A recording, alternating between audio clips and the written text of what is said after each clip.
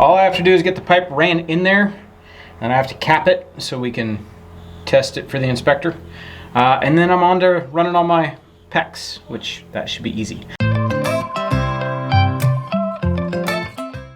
Good afternoon, beautiful people. It's indoor time. All right, it's kind of crowded in here. I rolled all my toolboxes in here. I might take them out and put them on the deck just because it's kind of crowded in here. Got my miter saw in here, got a shop vac in here. It's kind of crowded. I'm getting in here today. It's time for rough-in. I got to get my electric, my sewer, my water, all of that roughed in so I can get my, I guess they call it out here, they call it the framing inspection. Basically, it's after your framing's done and all of your roughing is done, then they give you that inspection, and then from there, you finish it out. We're in the home stretch with this build. It really is kind of crazy. It sounds a lot more in-depth than it actually is doing my roughing. This space from the house to this outside wall is only 14 feet. So for plumbing, there's really not a whole lot I'm gonna do.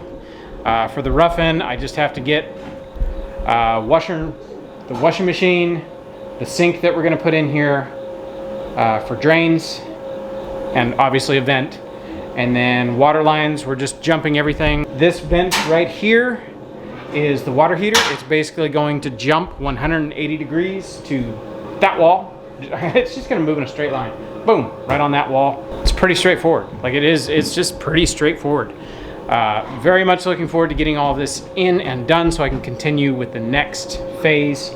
I'm not looking forward to crawling under this thing and making all my connections, but luckily I won't have to do that just yet. I have to get everything in so it can be tested, pressure tested. Other than that, it's pretty straightforward. So, I'm gonna quit yakking. I've got all my electrical boxes. I'm going to put them on the wall just so they're up. Usually the way you do all of your roughing and stuff, you do your plumbing and then do your electrical last. I'm just gonna start putting everything up. That way it's up and I can plan better. It's kind of tight quarters in here where the washing machine's going. I have to kind of be a little conservative with my space in here.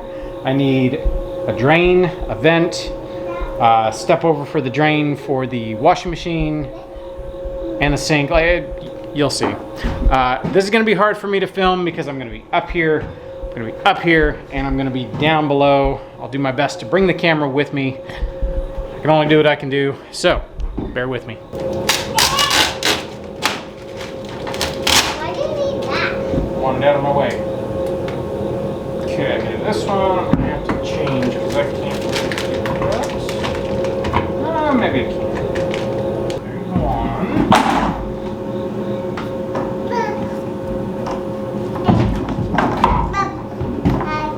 There's two.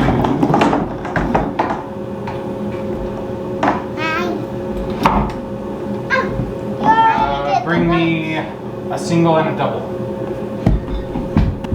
Actually, this is gonna have to be for the light switch. So, bring me one more double. Or one more single, I mean. Did not measure where this one goes. So, that's just gonna hang out right there. Thank you, Chunkamunka.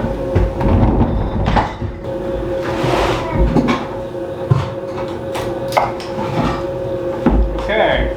For the most part, that's where I want my boxes. Those I actually want over here, closer to the edge. Hey, that's it. I don't need any more. Go put it away. That kind of gives me a good representation of where I want all of my boxes.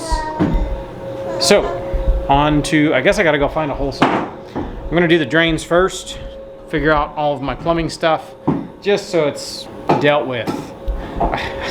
It's kind of crazy. I only needed like, I think this run of pipe that's going underneath me, it'll go underneath the floor, is only a run of 15 feet.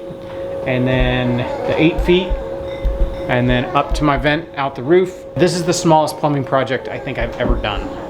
It's like shocking how small it is. Are you bringing me out the pipe? Thank you.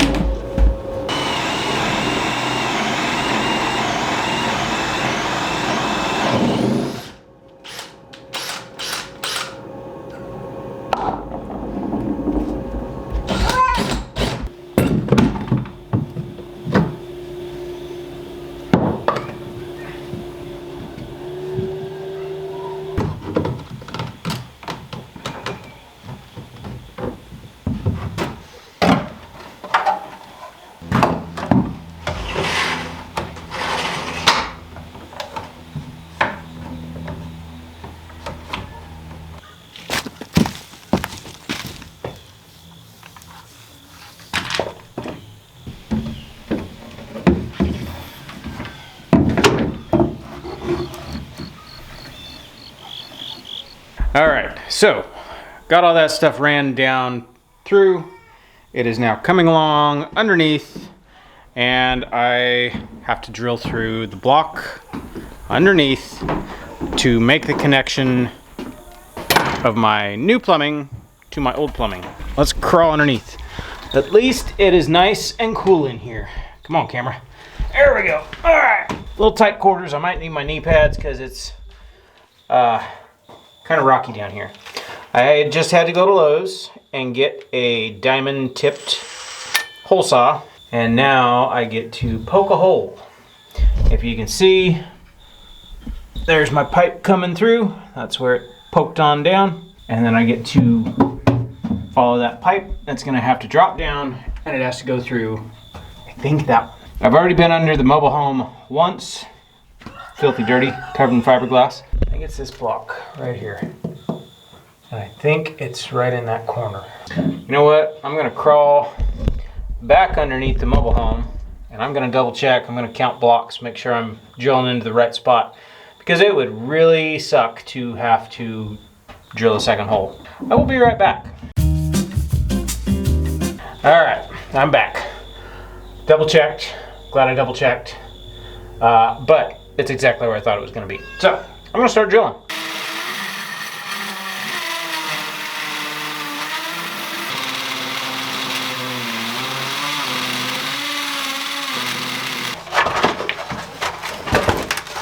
Oh, comfort and style.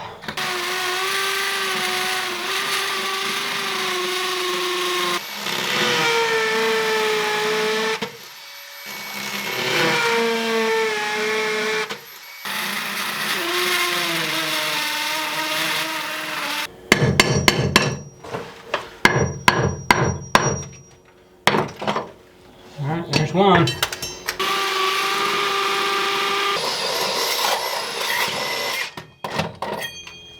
Alright, made it. Oh, my battery's almost dead, but we got it. Hole is there now. So now I can continue connecting all this, which is exciting. All I have to do is get the pipe ran in there, and I have to cap it so we can test it for the inspector. And then I'm on to running all my PEX, which that should be easy. I think I can run the PEX through the wood, so I can just use a drill to drill through. Go ahead. All right, it fits. We're in business. Watch out. Watch out.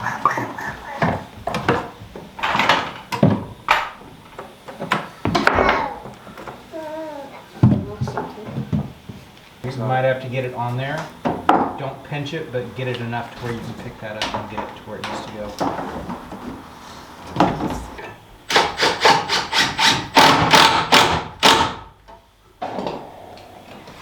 Okay, we're ready for underneath work.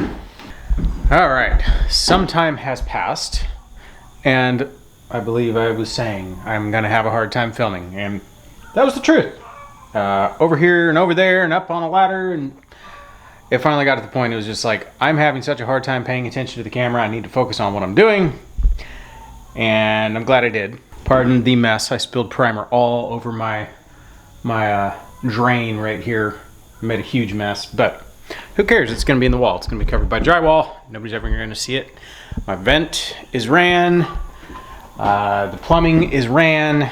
I have to leave it all basically capped off for inspection.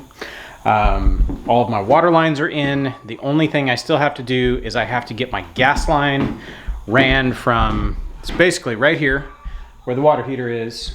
It's just got to get run straight over and kind of join where the water, the hot water and the cold water are going to meet the water heater, and then electric. I just have to do electric out here. It's kind of a busy time of year right now. I can show you why.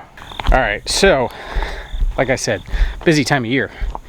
Last year let me back up a little bit. Because of our location, we are only, I don't know, 45 minutes away from a lot of really, really good apple orchards. Honestly, this part of Western North Carolina, as soon as you get up into the mountains, the proper mountains, really good apples. And so there's a couple apple orchards that we've been to, and we have our favorite apple orchard. It's our favorite apple orchard because they have an apple variety called Evercrisp. We've talked about it before. It's our all-time favorite apple. Last year we bought 4 bushels and kept them in the fridge. Let me show you what we got this year. So this is our shed fridge. Boom! We got 6 bushels of apples. An Evercrisp is a really, really good apple.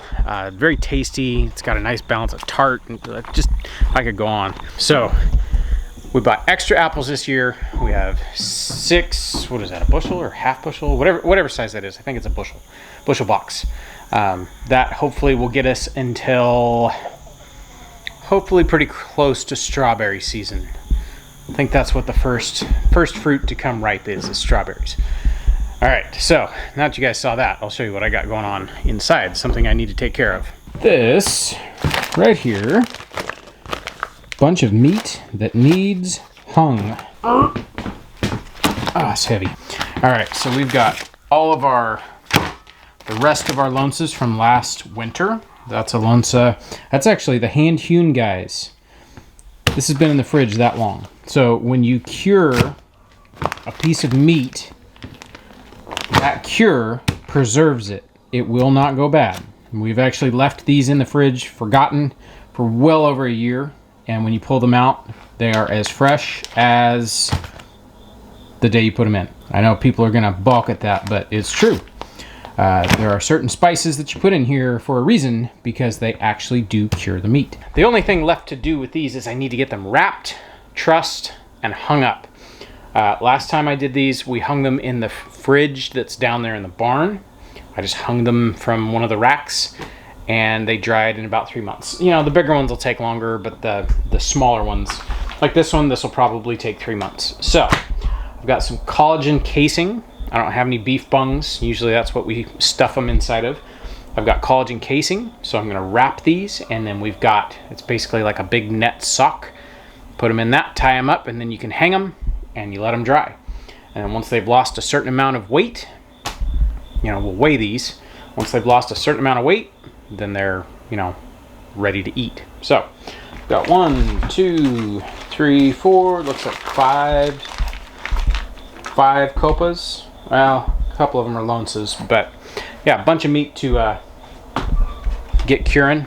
I know we need to. I should have done this like 3 months ago, because we are just about out of capicola. Had to make room because these were in our fridge out there, and it was like, well, we need apples in the fridge so they stay fresh.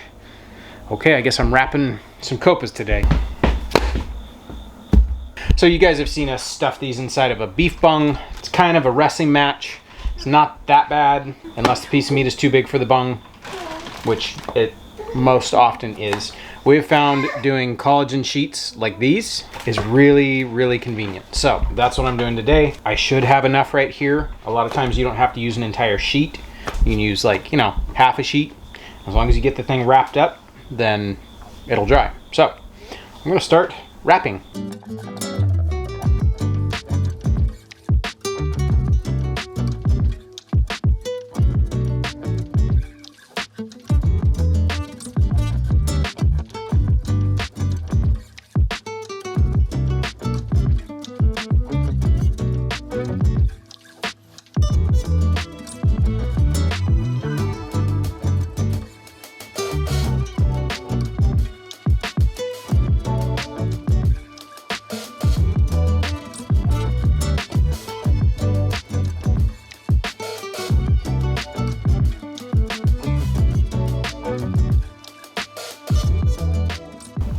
All I do now is I just poke any of these air bubbles.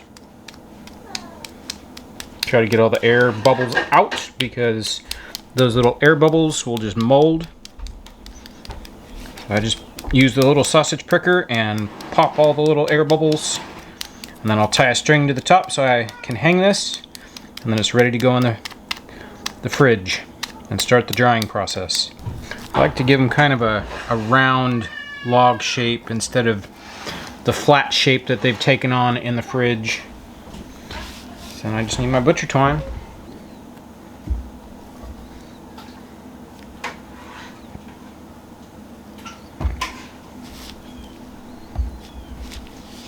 There you have it. There's one. I'm going to make sure that the label that was with this one stays on this one. I probably don't need that much string. That's kind of a mile of string to hang it, considering it's just going in our fridge, hanging from a shelf. But yeah, that's more or less it. And it'll stay that way. And this one, I can tell you, being that size, by the time that thing is dry, it'll be about that big around. Like, for real, it'll be about the size of like a big pepperoni. They shrink a lot as they dry, but ain't nothing to it. So I'm gonna get the rest of these going on, and we're gonna condense all the space in our refrigerators. Fridge is plural.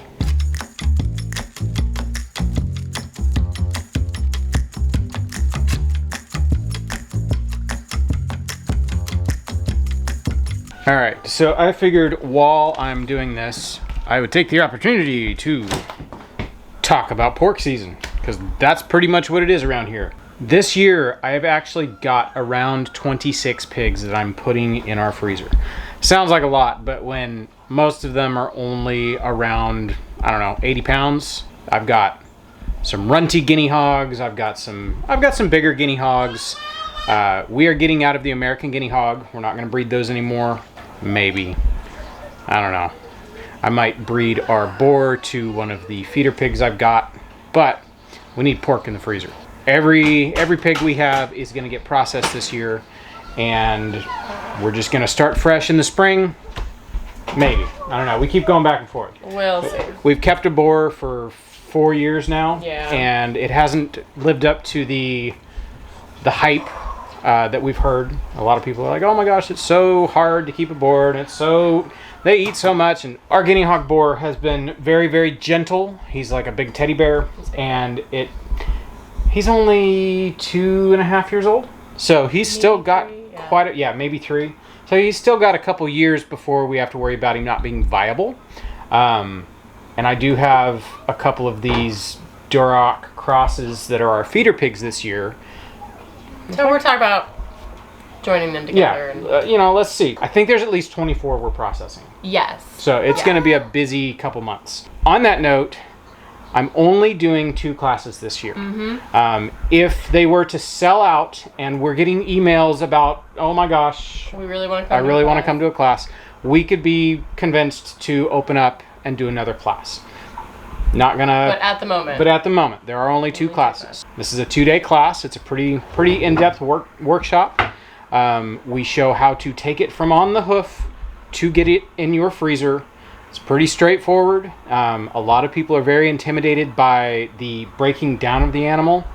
Honestly, that's probably the easy part. Mm-hmm. It's the day one stuff that, out there in the dirt. That's where stuff can go wrong.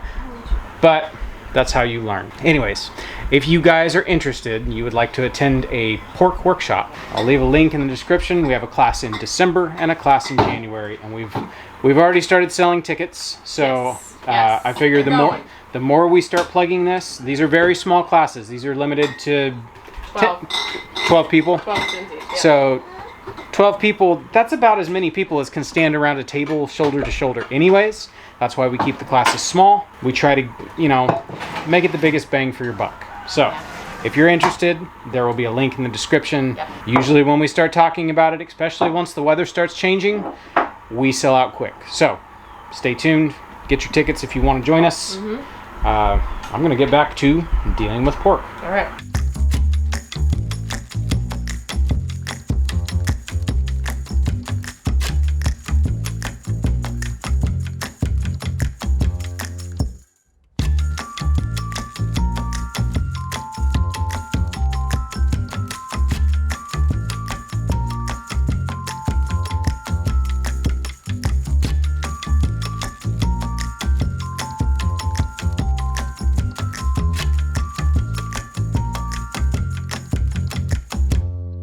Beautiful sight having all those wrapped up like that. Don't know why I didn't do that sooner. It only took you like 20 minutes.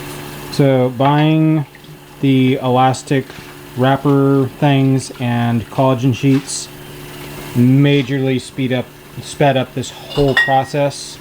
Don't know why we didn't make it easier on ourselves earlier. At least we know the like OG way to do it. Right. Like the old school way of doing it with a beef bung. Yep. And string. And string. But trussing takes forever, and this is awesome. All right, before I sit down and eat, this pancetta. This was a piece of pork belly that's like half an inch thick. It's not very big. Really not thick. We just said, hey, let's try it. Let's try pancetta. Like, it almost wasn't worth skinning that and grinding that piece of belly because it was so thin.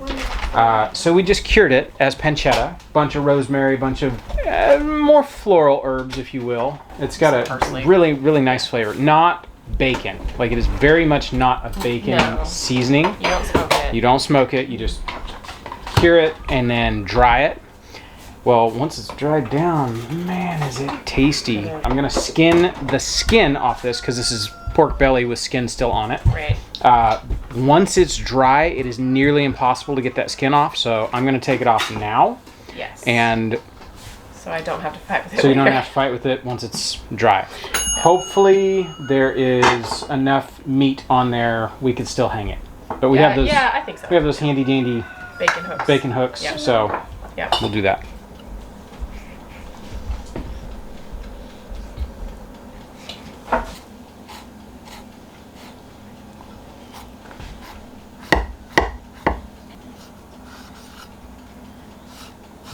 Put a hole in it.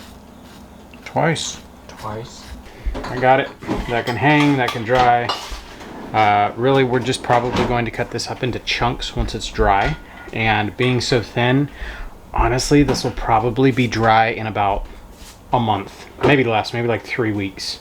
Yeah, that would be really The last ones over dried and were like, they felt like pieces of plastic. They were so hard and dry. We still ate them, it's fine. We still ate them. We sliced them up and we cooked, like, made carbonara with them, and it was fantastic. So, who wants to hold the camera and who wants to help me carry all of this stuff down and hang it up? I'll help you carry it. You'll hold the camera? I'll hold the camera. Ooh, it's greasy. Sorry.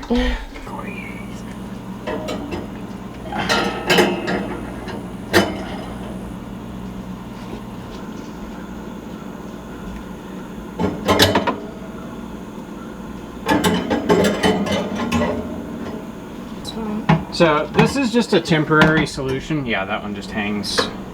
You did all these like that. There you go. Perfect. So this is just a temporary solution. I would like to eventually build a curing chamber with humidity with and all that humidity goodness. controls and all that stuff. But as it is right now, yeah, those suckers are getting close to being done.